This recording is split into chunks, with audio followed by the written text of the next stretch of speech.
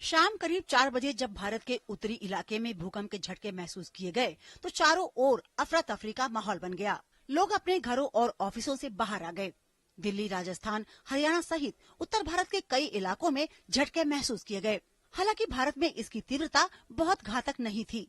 किसी खास नुकसान की खबर नहीं है, लेकिन भूकंप के केंद्र ईरान में इसकी तीव्रता 7.8 थी, जो काफी नुकसानदायक साबित हुआ। भूकंप का केंद्र ईरान का खास शहर था।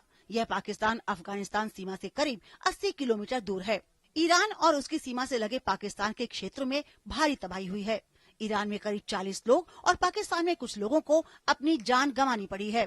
ईरान में पिछले 9 अप्रैल को भी भूकंप के झटके आए थे, जिसमें 30 से अधिक लोगों की मौत हो गई थी। भूकंप का ये केंद्र ईरान की परमाणु केंद्रों के नजदीक है। इस वजह से ईरान में आ रहे बार बार भूकंप के झटके विश्व बिरादरी के लिए भी चिंता का सबब बने हुए हैं। 2003 में ईरान के बाम शहर में 6.6 की तीव्रता के विनाशकारी भूकंप में करीब 25,000 लोगों को अपनी जान गंवानी पड़ी थी। Bureau report, DD news.